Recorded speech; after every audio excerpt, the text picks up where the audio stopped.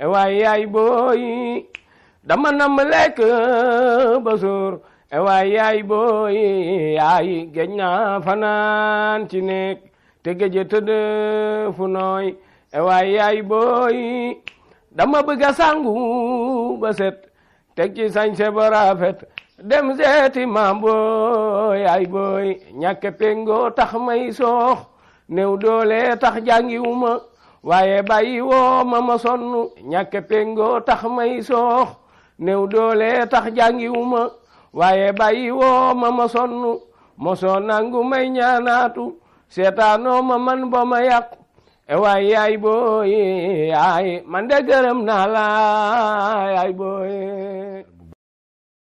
salaamaaleykum yéen ñi nga xam ne yéen seetaan la chaîne de télévision DBT TV ñu ngi leen di nuyu bu baax a baax di leen jox te di leen ziar di leen jox seen wàccuwaay di am mbégteeg bànneex jàkkaarloog fii ci la chaîne de télévision DBT TV la télévision des grands moments tey nag ñu nekk fi nga xam ne mooy conseil départemental de Louga li nga xam ne mooy concours départemental de lecture organisé par l'inspectrice d'académie demaloon nañ leen àllarba ba la passé fi nga xam ne mooy école Grand Louga Ouest ci sélection zonale tey ñu ñëw fii nag fas yéene def li nga xam ne mooy finale départementale c'est-à-dire regrouper toutes les zones yi nga xam ne élèves yi ñoom ñoo fa gagné ci li nga xam ne mooy concours lecture bi bu ñuy wax liir nan la ñuy liiree nan la ñuy def ba liir ak lan mooy liir loolu lépp dinañ leen ko woon fii ci salle bi tey incha allah inspecteur yaa ngi ne toog autorités yi académique autorité administrative ñëpp ñëw nañ candidat yaa ngi nii toog les membres du jury sont là ñëpp ñëw nañ invité yaa ngi nii supporters élèves yi sax ñëw nañ fi nga xam ne mooy conseil départemental fas yéene supporter seeni candidat zone bu nekk nag indi nga say candidat te incha allah rabi ñii ñu nar a tànn tey ñoo fas yéene représenter l'inspection d'académie de Louga wala l'inspection de l'éducation et de la formation de Louga fi nga xamante ni si mooy concours régional nga xam ne Louga Linguère Kébémer ku nekk da ngay indi say candidat dañu bëgg a initier élèves yi ñuy lire à aimer la lecture parce que élève am na xel mën naa lire waxoon naa leen ko pour nga mën a lire pour nga mën a rester leçon il faut nga mën a lire pour nga mën a rester leçon il faut nga mën a xam araf bi mooy leen araf bi mooy leen araf bi mooy leen pour nga mën a def mathématique aussi il faut nga mën a lire looloo tax tey ñu def concours lecture bi fas yéene jàppale xale yi macha allah élèves yi kontaan nañ parents d'élèves yi kontaan nañ directeur ak. Voilà, donc pour les consignes de passation, le candidat est installé sur une table banc devant le groupe classe. Devant le groupe classe auditoire pendant que les autres attendent dans une salle qui a été choisie. Le jury doit se placer d'un côté et les accompagnants de l'autre côté par rapport au candidat. Le texte est remis au candidat qui passe. Le jury doit préciser au candidat le temps maximum de lecture qui est de 5 minutes. L'élève débute sa lecture après le signal donné par le président de jury. Pendant la lecture du candidat, le jury doit se limiter seulement à suivre le candidat qui lit sans l'interrompre, prendre note, remplir la grille de notation, ça veut dire une note chiffrée. La concertation des membres de jury se fera après le passage de tout candidat. Et maintenant, pour la délibération et la proclamation des résultats. Les membres de jury se concertent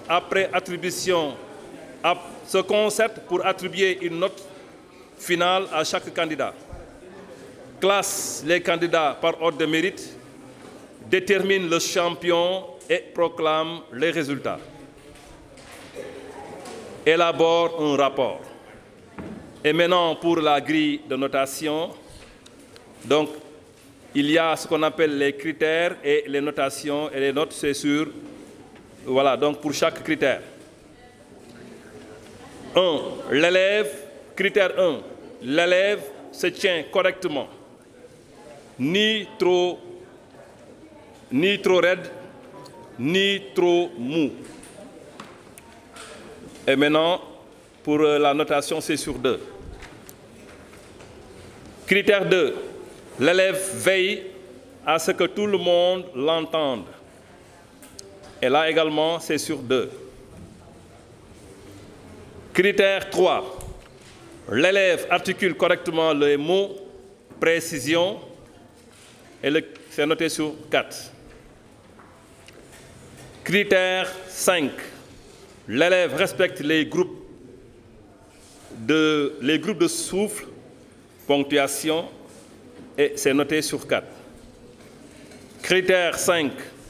L'élève n'a pas de difficulté pour déchiffrer des mots, et c'est noté sur 2. Critère 6. L'élève respecte un schéma intonatif adapté au texte, expressivité, et c'est noté sur 4. Et enfin, pour la dernière critère, l'élève a lu le texte en respectant le temps imparti, rapidité, et c'est noté sur 2. Et le total, c'est sur 20. Rappel sur la composition du jury.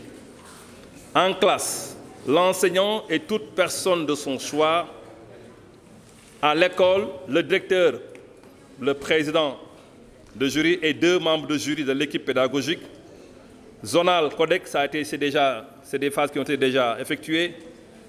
Donc chaque jury sera composé du responsable de Codex, le président, donc du directeur et un enseignant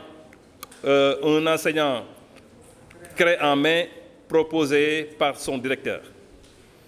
Et pour la phase départementale, chaque jury sera composé d'un inspecteur président, d'un directeur d'école et d'un enseignant clé en main proposé par son directeur. Notez bien, en cas d'ex-aequo, le candidat ayant obtenu le meilleur score sur le critère par ordre de mérite est déclaré vainqueur.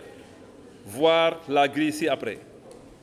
En cas d'égalité sur tous les critères, la partie sera jouée le lendemain à la même heure et au même lieu. Maintenant, pour la priorisation des critères et des notations, critère 1, l'élève articule correctement les mots précision, c'est noté sur 4.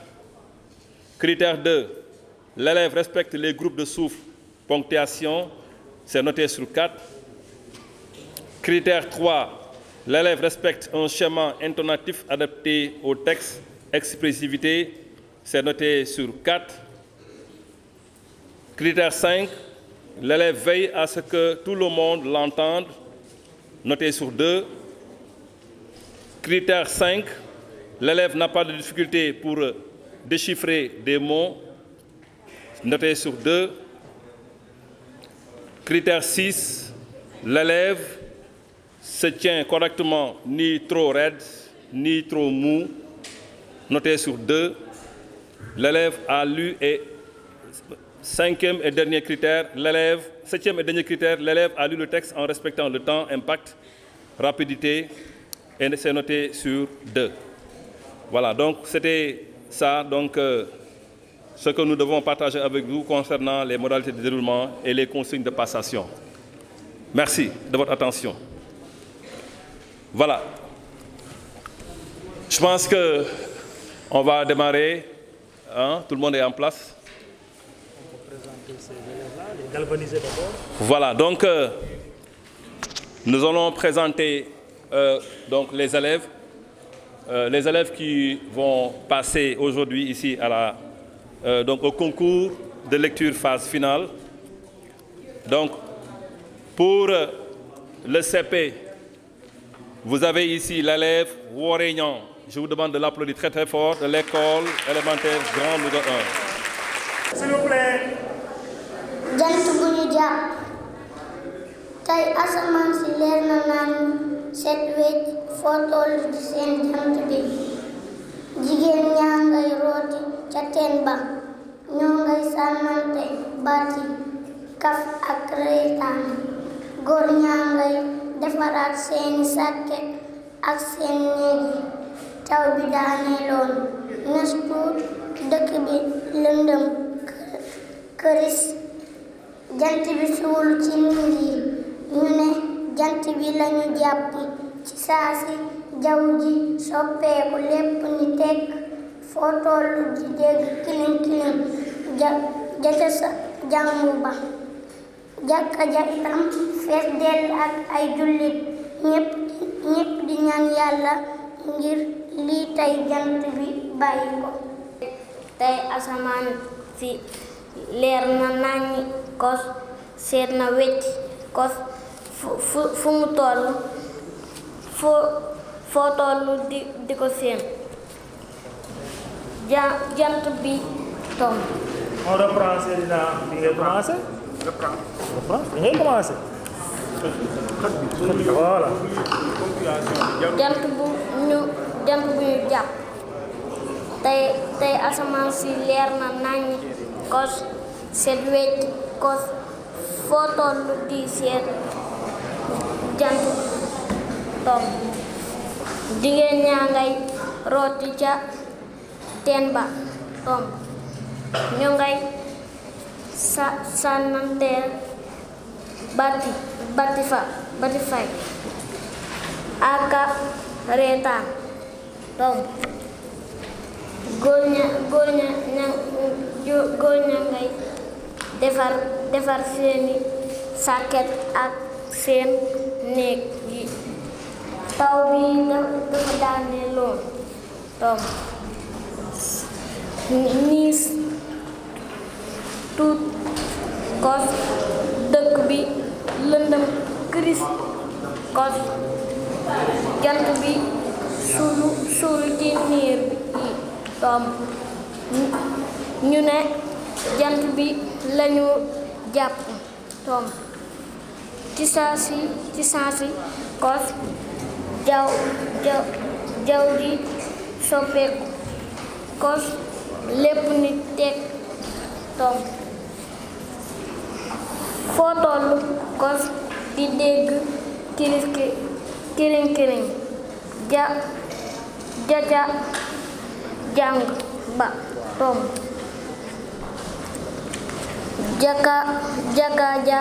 jàkka ja itam fees dell ak ay jullit tomb. ñépp di ñaan yàlla ngir li tey jant bi kos bàyyi ko tomb. Chère Aïchata, je pense beaucoup à toi ces temps-ci. J'ai vu une émission de télévision fascinante dans laquelle on parlait de la situation de ton père. C'était très intéressant de voir à quel point cette situation varie selon les régions. Ce qui m'a le plus touché, c'est de voir le fait dévastateur du manque d'eau potable sur les enfants qui vivent en brousse. L'animateur disait que plusieurs centaines d'entre eux meurent chaque jour en raison de maladies causées par l'eau et le manque d'installations sanitaires. Tu sais, dans mon pays, il y a beaucoup d'eau. Presque toutes les maisons reçoivent de l'eau potable directement au robinet. On utilise cette eau pour tout et sans faire attention. J'aimerais si t'envoie faire quelque chose pour aider les gens. De ton pays, si je le pouvais, je leur apporterais des réservoirs entrés d'eau. Mais je ne le peux pas. Passante, je te promets de changer mes habits pour éviter de gaspiller et de couler l'eau. Par respect pour toi et parce que nous partageons la même planète. À bientôt, ton ami Ariane.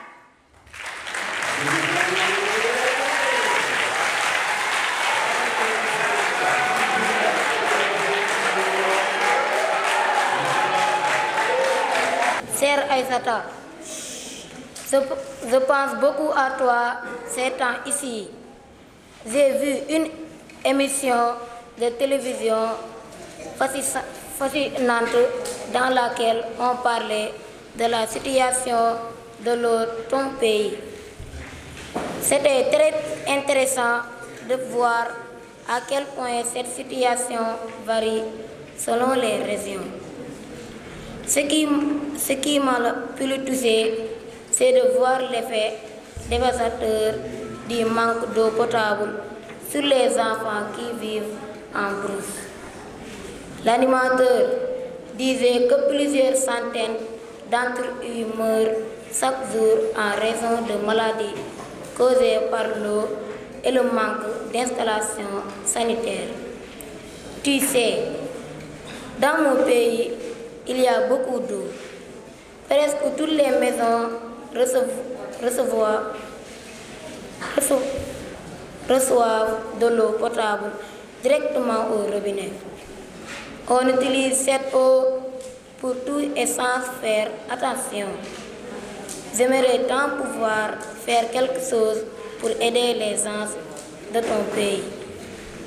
Si je le pouvais, je leur apporterais des réservoirs entiers d'eau. Mais je ne le peux pas. Par contre, je te promets de changer mes habitudes pour éviter de gaspiller et de polluer l'eau. Par respect pour toi et parce que nous partageons la même planète. À bientôt. Merci beaucoup. Chère Aïssata, je pense beaucoup à toi ces temps-ci. J'ai vu une émission de télévision fascinante dans laquelle on parlait de la situation de l'eau de ton pays. C'était très intéressant de voir à quel point cette situation varie selon les régions. Ce qui m'a le plus touché, c'est de voir l'effet dévastateur du manque d'eau potable sur les enfants qui vivent en brousse. L'animateur disait que plusieurs centaines d'entre eux meurent chaque jour en raison de maladies causées par l'eau et le manque d'installations sanitaires. Tu sais, dans mon pays, il y a beaucoup d'eau. Presque toutes les maisons reçoivent de l'eau potable directement au robinet. On utilise cette eau pour tout et sans faire attention.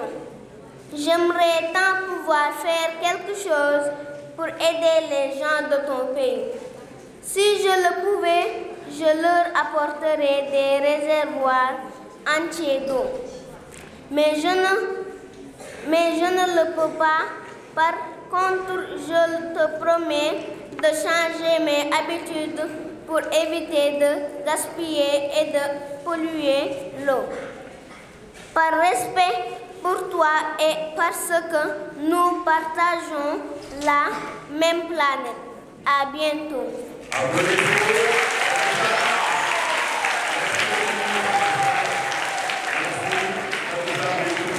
noo def. maa ngi fi. ça va bien. ça va. yaa ngi si jàmm. waaw. noo tudd. Woré Woré ban école nga jóge. Grand Louga. di def ban classe.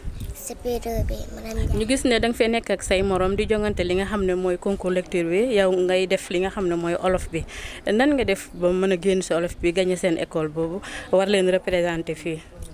Je lis beaucoup à la maison. da ngay lire lu bari ci kër ga. da nga am ay téere olofal yooyu liire. Oui. ni nga mel si olof bi noonu nga mel ci français bi. lu tax nga gagné ci olof bi te gagné woo ci français bi wala olof bi kese nga doon lire seen école. non français bi tamit noonu laa ko lire. kan moo lay jàppale pour nga mën a génn si lecture olof bi français bi. sama papa. sa papa lan ngay wax sa morom yi nga xam ne bëgguñu lire ñu gis ne yow macha allah laf cat lire nga fi olofal bu neex bu set lan ngay wax sa morom yi nga xam ne ñoom lecture waxuñu si dara. nañ góorgóorlu lire bu baax ndax ñu mën leen a tànn. léegi nag ñu gis ne bu yàlla dogalee nga gagné yaa war a teewal sa département Louga ci régional bi nga xam ne Louga daf fiy teew Linguère ak Kébémer nan ngay waajalee bu yàlla defee nga génn fii ci concours bi fii ci jàmm. di góorgóorlu ak bindu olofal jàng olofal. kan ak kan ngay gërëm. sama papa ak sama yaay. ñoom ñoo la jàppale ñoo la accompagner. waaw. ñu ngi lay jaajëfal bu baax. merci. oui. noo tudd. Mohamed Faye. di jàngee fan. école Altière Noire. ban classe. CP2. CP2 yaa doon lire olofal. oui. mën nga ma dikkaatal ci olof bi lecture bi ñu la jox lan nga si jàpp. lan nga jàpp si li nga doon lire. tey asamaan si. daa lëndëm kees. jigéen ñaa ngay sa teen dem sa teen di jigéen ñaa ngi sa teen ba di root. góor ñaa ngay seen di defar sàkket. loolu nga doon lire tey. kan moo lay dimbale ngay mën a lire olof si école ba da nga am ku lay jàppale ci kër ga. oui. kan moo lay dimbale ci kër ga ngay lire olof. sama papa. lu tax nga xarañ ci olof est-ce que noonu nga mel ci français bi tamit. waaw. Aujourd'hui, Badou est le premier à remarquer l'absence de Mam Samba.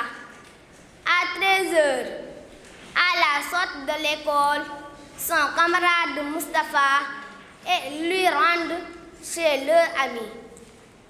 Il le trouve blotti dans son lit. Qu'est-ce qu'il a, Mam Samba? Demande Badou à la mère de Mam Samba. Je ne sais pas. Depuis hier, il se plaint de maux de ventre. Il n'a rien mangé. D'où l'avait amené au dispensaire. Interroge Mustapha. Non, répond la sœur de Mam Samba qui venait d'entrer dans la chambre. Mais je lui ai donné la sirop que maman a acheté chez le vendeur ambulant. Quoi? C'est calmant, Badou. Qui t'a dit que ce médicament peut le soigner? Seul l'infirmier peut lui prescrire le bon médicament. Ajoute Mustapha. Tout à coup, Mam Samba commence à vomir et demande qu'on le mène au dispensaire. Sur les lieux, infirmier interrogué lance à la sœur. Tu as fait lui. Tue ton frère en lui donnant un médicament primé. La prochaine fois, viens demander des conseils avant d'utiliser un médicament. L'infirmier fait une injection au malade qui s'endormit aussitôt. Badou et Mustapha s'en allèrent contents d'avoir sauvé leur camarade. maa ngi fi. noo tudd ak ban école nga jóge. Sawdiatou Gueye. école élémentaire Altière Nord. ñu gis ne da nga ñëw ci li nga xam ne moom mooy jongante concours lecture bi nan nga def ba gagné war a représenter seen école fii. J'ai lu à la maison. Beaucoup de tests. Tous les jours. Tous les jours, tu lis beaucoup de textes. Qui t'aide à la maison? Kan moo lay jàppale si kër ga? Mon père. Ton père, comment il s'appelle? Djibi Gueye. Il est enseignant ou bien il travaille? Il est enseignant. Il enseigne à quelle école? École élémentaire Altière Sud. Très bien. Alors, vous allez présenter votre école à ce concours départemental. Il y aura le concours régional. Alors, comment vous vous êtes préparé pour gagner ce concours? Je l'ai en lisant beaucoup de tests tous les jours. Tu penses que tu peux t'en sortir sur ce concours? Tu penses que tu peux gagner? Oui. Tu jógee ban école? École Ndiang. École Ndiang. yow si français bi nga gagné. oui. léegi yow nan nga def ba gagné si français bi seen école ñaata élèves ñoo fa am ci classe ba yow nga fexe ba gagné nga ñëw représenté leen fii. damay lire sa kër ga. damay lire par 4 fois. si kër ga. yéen texte bi ñu leen jox fii yomb na wala jafe na. yomb na kay. yomb na ñaata minute nga ko lire wala ci ñaata seconde nga xalaat ne mën nga ko lire. mën naa 4 fois. très bien lan nga jàpp ci li nga lire lan nga si jàpp loo ñu mën a wax ci lan nga jàpp loo ñu mën a wax ci li nga lire tey jàppoo si benn phrase ci li nga lire wala lire ko lire nga ba pare li nga lire jàppoo si benn phrase waa ñu ngi lay ñaanal nga gagné. amiin. nan nga préparé sax yow nan nga préparé. man nank laa préparé woon. lan ngay wax sa morom yi nga xam ne ñoom lire bëgguñu ko yow nga lire ba gagné. dama leen wax da ngeen lire seen kër soo ngeen lire par 4 fois boo leen bëggee mën lire. oui. oui ñu ngi lay jaajëfal bu baax. merci. maa ngi lay nuyu. noo tudd. Khadijatou Ndiaye. jógee ban école. école élémentaire Ndiankhoule.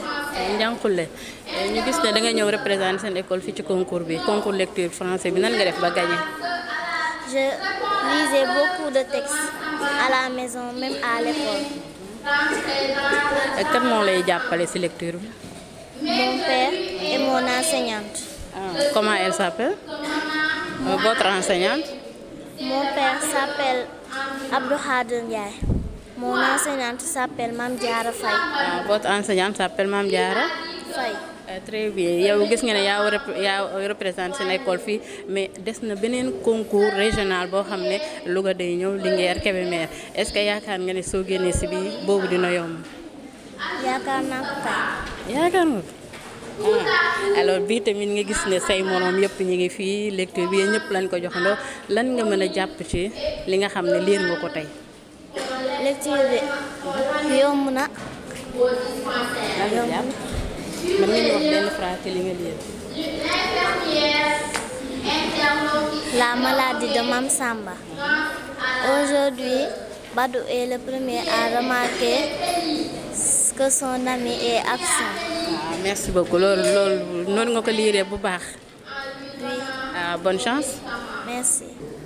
الأسنان والأسباب تسوسها وطرق الوقاية منه فم الإنسان مليء بالأسنان وهذه تقطع الطعام وتعني منظرا جميلا لوجهه وكذا تساعد في نطق الحروف تسوس الأسنان مرض خطير يصيب الأسنان ويؤدي إلى تنقص السن وتآكله بفعل بعض الخراثيم التي توجد في فم الإنسان.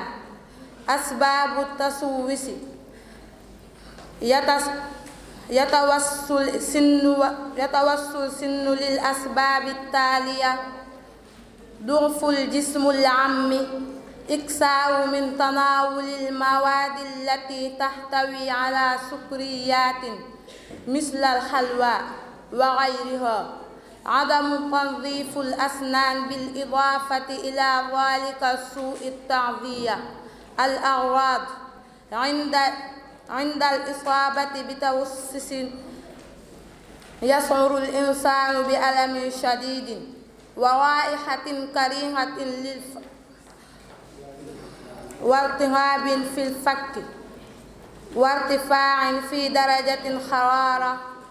الوقاية: اتقاء من تسوس الأسنان يرخى أخذ الاحتياطات الآتية: نظف أسنانك بالفرشاة بعد تناول الطعام، لا تكثر من التناول الحلويات، داوم على زيارة طبيب الأسنان كل 6 أشهر لفحص أسنانك، لا تقطع بأسنانك أشياء صلبة.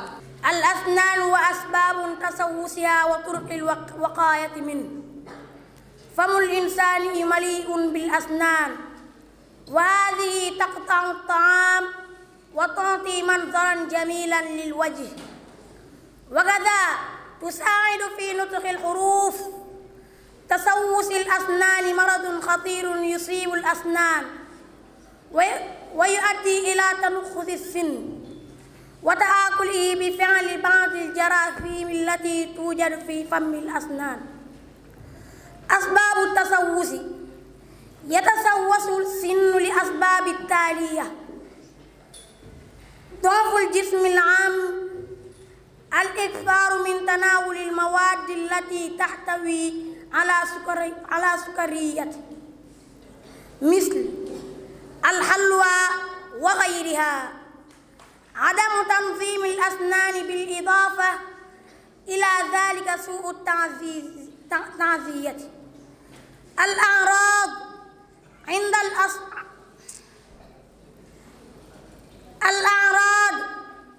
الإصابة بالتسوس يشعر الإنسان بألم شديد وراحة كريهة للفم والالتهاب في الفك وارتفاع في درجة الحرارة.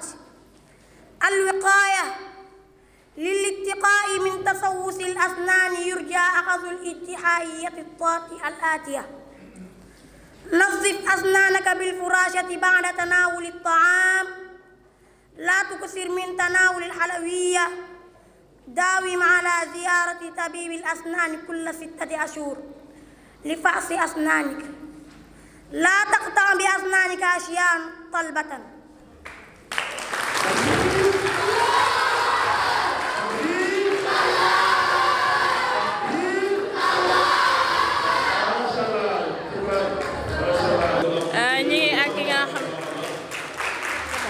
ñu ngi ak ki nga xamante ni si mooy monsieur Bagna di responsable zone Codec. Monsieur Bagna ñu ngi lay nuyu. maa ngi leen di fay Tata Rokhaya. ñu gis ne da nga nekk représentant zone, yow ban zone nga représenté? man maay responsable du Codec zone Ndiankhoulé. Zone Ndiankhoulé yéen ñaata candidat ngeen fi am? am nañ ci étape yëpp am nañ ci candidat moom muy les 3 étapes ak bu arabe bi muy 4. indi ngeen 4 candidats. waaw indi nañu 4 candidats. yéen ngeen préparé seen candidat yi? En fait yombul woon dañoo def concours au niveau des écoles ñu génne élèves bu ci gën a xarañ après ñu ñëw concours au niveau de la zone donc ñu génne élèves bu ci gën a xarañ seere woon na lool sax moo tax ba tey jii sax am nañu yaakaar ni au moins li ñu gis fii suñu xel dal na daal. mais parmi les autres candidats est-ce que yaakaar ngeen ne seen bos yi mën nañ ci génn? par rapport ak yeneen candidats yi leen fi liir yaakaar ngeen yéen seen candidat zone génn si? waaw am naa ci yaakaar loolu parce que suñu xale yi nu ñu leen tàggatee sélection bu rigoureuse lañ defoon donc moo tax ma am yaakaar ne suñu xale yi daañu ci mën a génn tey jii waaw jërëjëf. ñu toog ak ki nga xam ne mooy Mame Diarra Kende nekk enseignante école Ndiankhoulé ñu gis ne da ngeen fee indi candidat. waaw d'abord maa ngi lay nuyu. waaw indi woon nañ fi candidat CM1 en français. en français nan ngeen ko waajale? waaw comme en classe rek. ay parties yaakaar ngeen mu génn. waaw incha allah yàlla baax na rafet nañu njort. nan ngeen gisee lim jot a lire nan ngeen ko gisee? ah macha allah moom elle a été toujours comme ça. Elle lit bien en plus avec la fluidité moom am nañ si yaakaar incha allah yàlla baax na. est-ce que xam nga bu jógee fi def na beneen parcours mooy bu régional bi? ah incha allah on va préparer ça. ñu gis ne bi muy ñëw macha allah dañ ko accompagner kon daal yéen lii moom préparé woon ngeen pour jël ndam li. waaw préparé woon nañ ko tey di sant aussi les initiateurs ñi nga xamante ni ñoom ñoo ko jël bi initiative vraiment ñu ngi leen di remercier. léegi lan ngay wax élèves yi nga xam ne ñoom liir ñoru leen te lii concours lecture bi mu am solo trop ci xale yi. waaw pour ñaax leen rek ñu aimer la lecture parce que lecture mooy base boo mënut lire doo mën def les mathématiques doo mën a jàng sa leçon kon lecture moom mooy base u jàng kon xale yi ñu ngi leen di wax ñuy lire lu bëri ici à la maison comme à l'école waaw loolu daal lañ leen di ñaax. ñu ngi lay jaajëfal Mame Diarra. merci beaucoup. donc bonjour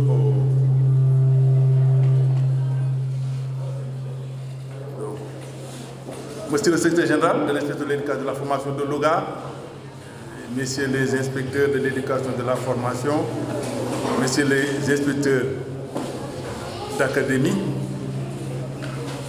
chers directeurs, chers maîtres, maîtresses, élèves. Donc, me réjouir donc, de cette rencontre qui constitue la finale départementale du concours à lecture. Féliciter tous les élèves, candidats. Quand on est finaliste, cela montre que vous faites partie des meilleurs élèves. Donc félicitations à tous ces élèves qui ont pu participer.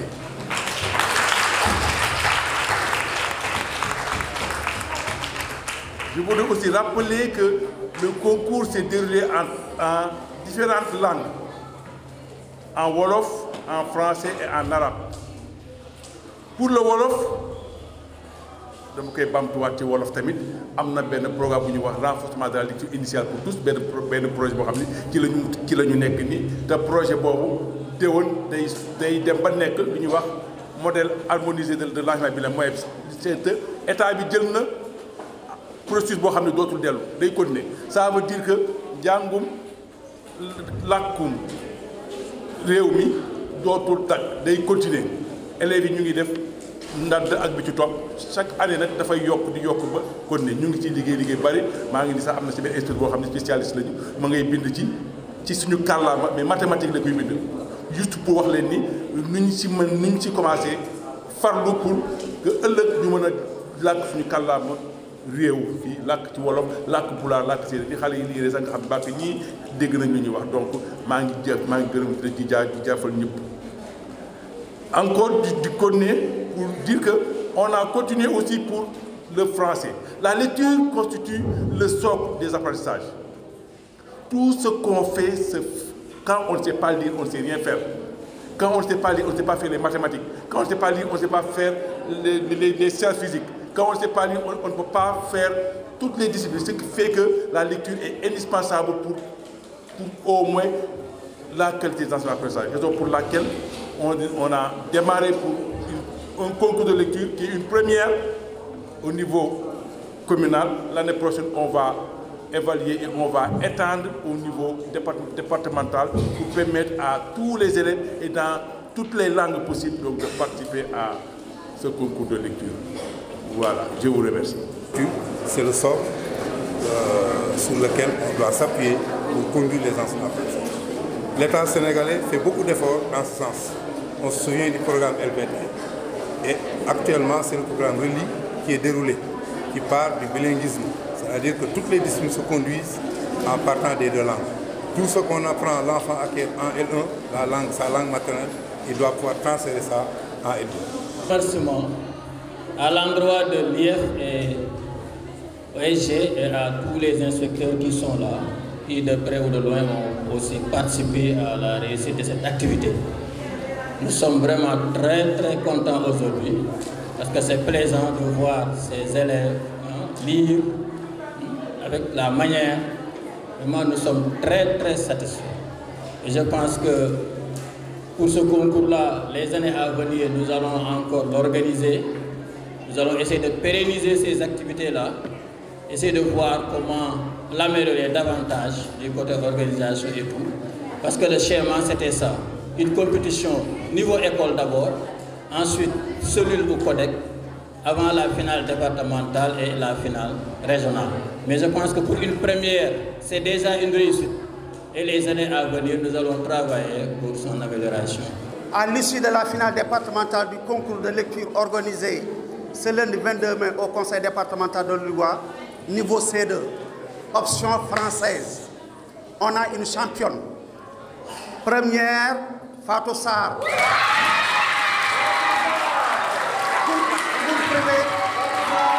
Pour priver les craques.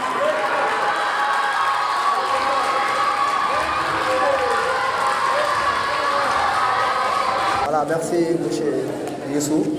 Donc après les salutations et félicitations à l'endroit des candidats qu'on avait dans notre jury, composé bien entendu de M. Sidi Kamara, président, école FA Yangbamoy, de M. Ngom, Grand Louga 2, école d'application, et de moi-même, Sidi Guédiou. Voilà. Nous, membres du jury, déclarons à l'issue du concours de lecture niveau français, option français, l'élève Fatima Fall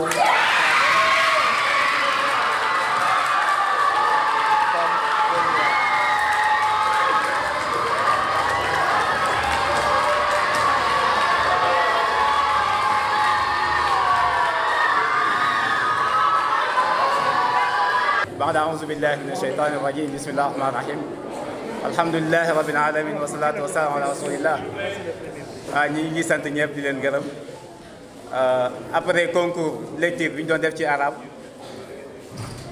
membre du jury bi mi ngi nekkoon comme man oustaz Mohamed Gueye ak oustaz Ibrahima Diouf ak oustaz Ahmed Sy Ndiaye élève bi jiitu mooy Adi Gueye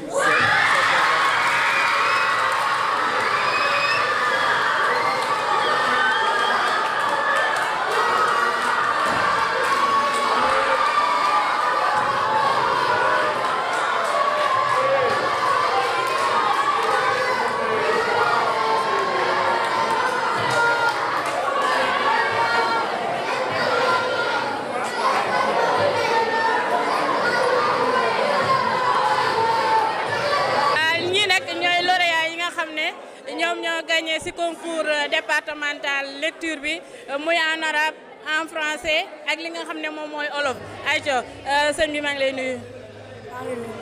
ça va. ñu gis ne yow yaa gagné concours bi ci arabe bi nan nga tudd ak ban école nga jógee. Adi Gueye laa tudd maa ngi jógee Lekra. kan moo la indi. Moussa Thiaw. nan nga def ba gagné li nga xam ne mooy concours bi te am na ñeneen ñoo xam ne macha allah ñoom it mënoon nañ lire. dama tee liir ndànk-ndànk ba génn ci. kan ak kan ngay gërëm. maa ngi gërëm sama ñaari waajur ak ñi ma jàngal. est-ce que xam nga parcours bi des na am na concours régional boo xam ne aussi war nga caa participer nan ngay def bu boobaa. damay gën a góorgóorlu rek yokk jàng. ñu gis ne booy lire arabe bi da ngay nekk à l'aise da nga ciy génn yow da nga wàcc alxuraan wala. waaw dama wàcc alxuraan. mën nga ñu waxal. ci li nga xam ne doon nga ko lire ci arabe bi. gaaw jàpp ma ko tey.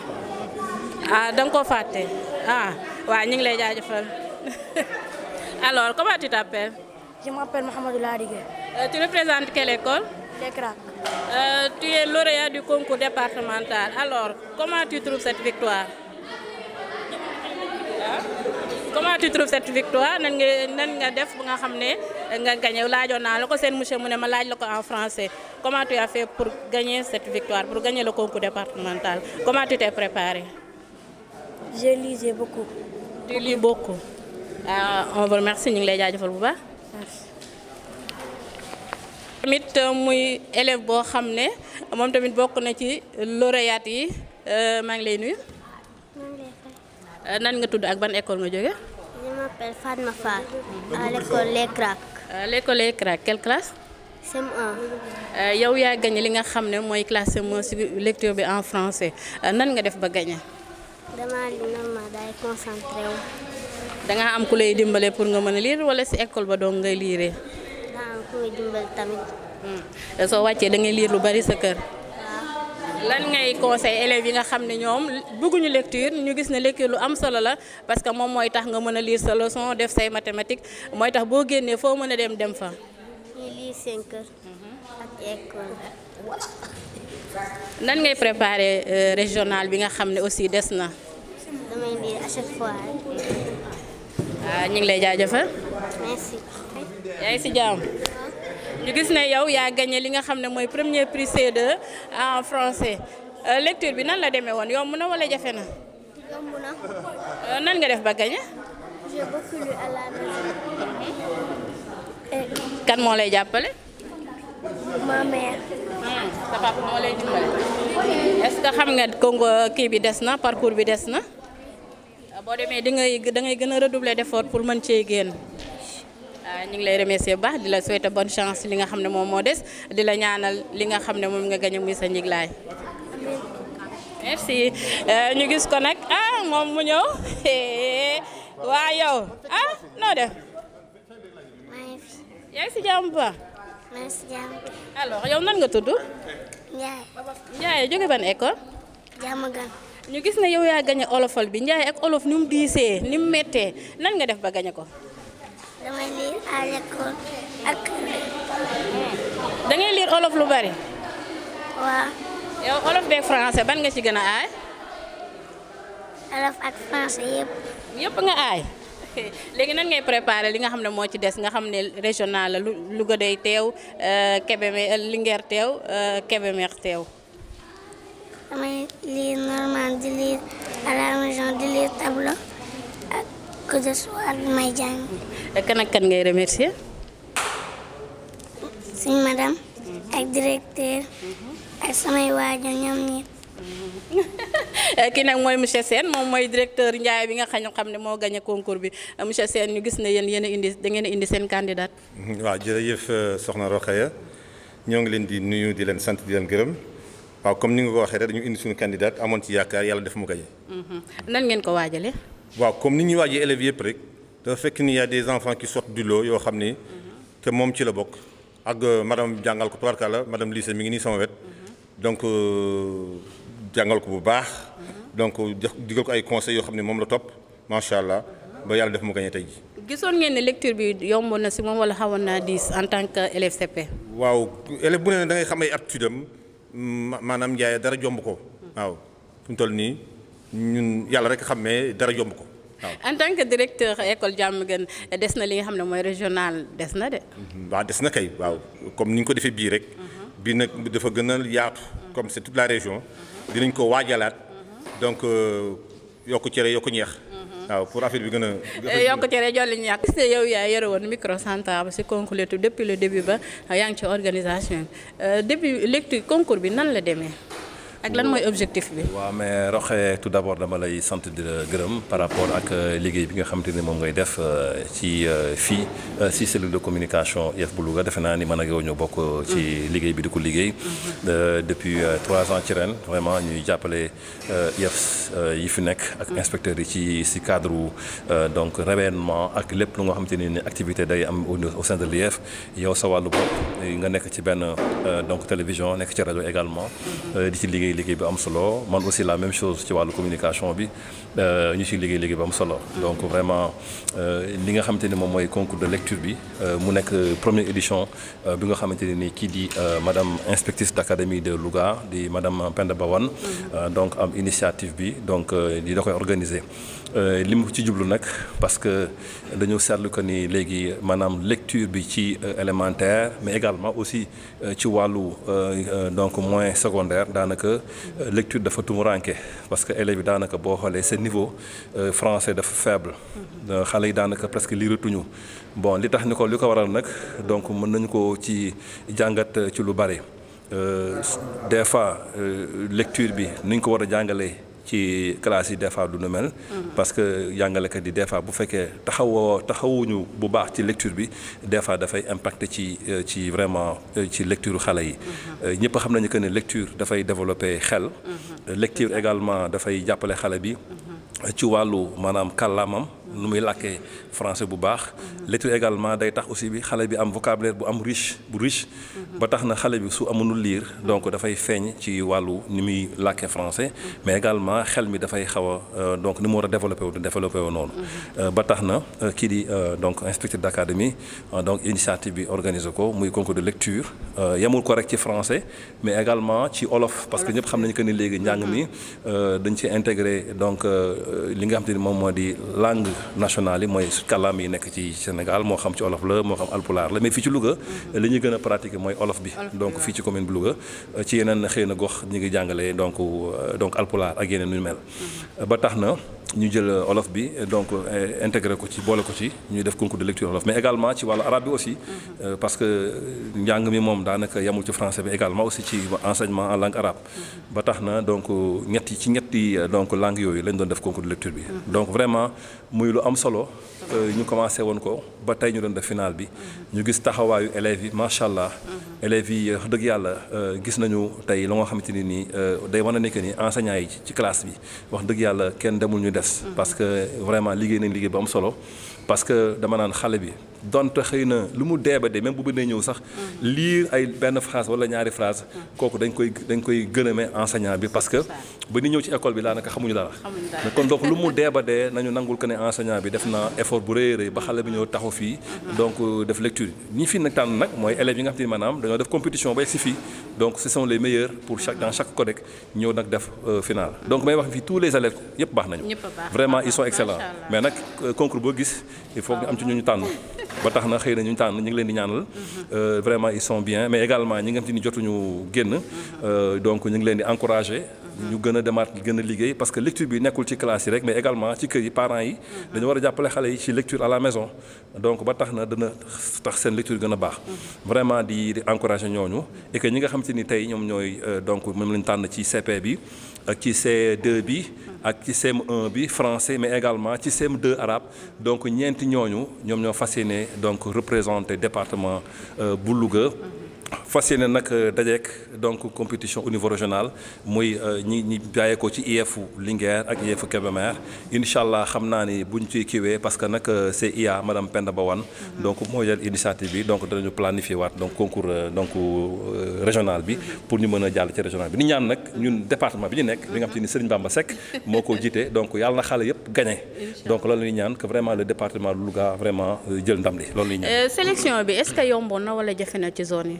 waaw sélection yi ci zone bi yomb na yombul parce que dana xaw a am tuuti jafe-jafe parce que loo xam te ni mosoo def pour la première fois nga def ko non seulement ci directeurs yi lu bees la également ci élèves yi aussi ci lu bees la membre de jury également il faut aussi nga xam noonu leen di tànne parce que aussi doo jël par exemple membre de jury boo xam te ni dafay nekk ci benn codec il faut nga jël par exemple su fekkee par exemple nga jël codec bi nga xam te ni maanaam zone Kër Sën Louga mënoo jël ay enseignants yi nekk ci zone boobu il faut nga jël par exemple ay enseignants yi nekk ci Altieri wala par exemple ñu nekk montagne nga mën leen boole ñu nekk ci membre du jury boobu donc je pense que ni ñi fa nekkoon ay personnes responsables lañu ay ñoo xamante ni maanaam je pense que li leen gën a yitteel mooy que affaire bi jaar ci yoon et je pense que bañ ko defee def nañ ko nañ ko waree am nañ ci yaakaar que ni vraiment président jury yi mat nañu lu ñu doon sëkk ba tax na li leen dénkoon def nañ ko ci dans les règles de l'art maintenant ñun ay jàngalekat lañu suñu ay élèves ñoo fi nekk xam nañu vraiment naka lañ leen mën a donc noter parce que dafa am aussi ay critères yoo xamante ni maanaam IEF di ci liggéey ak Serigne Bamba Seck muy ay critères de notation yoo xamante ni maanaam dañ ci liggéey te ñun aussi yàgg nañ ci naka la ñuy noter élèves yi donc kon defe naa ni loolu liggéey nañ ci liggéey bu am solo ba tax na donc membre du jury dañoo ñëw rek appliqué wu donc référé wu ci li nga xamante ni moom moo di critères yi ñu mën a donc noter xale yi donc je pense que vraiment affaire bi c'était pas vraiment très compliqué quoi. Le dernier mot. vraiment di sant bu baax DBT donc initiative bi vraiment ñu ngi gis liggéey bi nga xam te ni moom ngay liggéey yow Rokhaya Faye au niveau de cette télévision donc chaque fois yaa ngi defe naa émission bi suñu école tudd vraiment voilà ànd koog Serigne Abdou Khadre donc vraiment ñu ngi leen di sant di leen gërëm ci liggéey bi am na solo et que aussi vraiment di remercier parents d'élèves yi di remercier également les enseignants clé en main mais également aussi Serigne Bamba Seck bi nga xam te ni vraiment ak SG Idrissa Ba bi nga xam te ni vraiment ànd na ko moom ci liggéey bi ak ki nga xam te ni mooy madame l'inspectrice d'académie donc di IA bu Louga ak vraiment tous les élèves le codec vraiment doyen Sall ci turam la ñuy jël donc remerciement jox ko mu jox ko tous les codecs parce que aussi vraiment am nañu engagement bu am solo vraiment di leen sant di leen gërëm et que vive donc l'école sénégalaise donc vive la lecture et que Louga, le département de Louga vraiment puisse sortir vainqueur ci phase régionale. Merci beaucoup Youssou Diallo, chargé de communication de l'IEF de Louga. lii mooy li xewoon fii ci conseil départemental muy concours lecture ñu tànnoon ci zone yi tey nag ñu dajale leen tànn ñi nga xamante ni si ñoo war a représenter le département de Louga. Ak Linguère ak Kébémer muy concours régional léegi nag mu nekk loo xamante ni si lu am solo la waxoon naa ni ko sànq lire dafa am solo pour nga mën a def say leçon pour nga mën a lire say leçon pour nga mën a def say exercice pour foo jëm nga mën a yóbbu sa bopp il faut nga mën a lire lettre sa buñ la ko joxee mënoo koo lire da ngay am problème kon dañuy wax xale yi parents d'élèves yi ñu gën a jàppale seen doom yi ñuy lire am na solo loolu tax li nga xam ne mooy concours lecture bi mu am solo ci élèves yi gis nañ leen fi lire en wolof gis nañ français bi C1 gis nañ français bi CM1 muy lu am solo lool élèves yi kontaan parents yi kontaan ñi nga xam ne ñooy autorités yi aussi kontaan kon nag mu nekkoon Rokhaya Faye Abdou Khadre Lo la télévision DBT TV la télévision des grands moments ni ma leen koy waxee rek muy télévision boo xam ne lépp lu jëm ci mbirum école day déplacé wu dem ci école bi di gërëm jàngalekat yi nga xam ne chaque fois ñi ngi laaj Rokhaya ndax lii day jàll ci DBT TV ñi ngi koy seetaan ñi ngi leen di jaajëfal bu baax a baax di wax suñu école élèves yee ko moom jàngalekat yee ko moom kon ñi nga xam ne ñi ngi ñuy félicité di ñu remercier amuñu seen fay ñoom tamit ñi ngi leen di jaajëfal bu baax a baax a baax di leen wax rek ku bëgg a xam concours de lecture bi nan la demee woon fii ci conseil départemental seetaan li nga xam ne mooy suñu école ci DBT TV incha allah li ci xewoon lépp dina mel ne teewoon nga ko Abdou Khadre ma di ko jaajëfal bu baax a baax.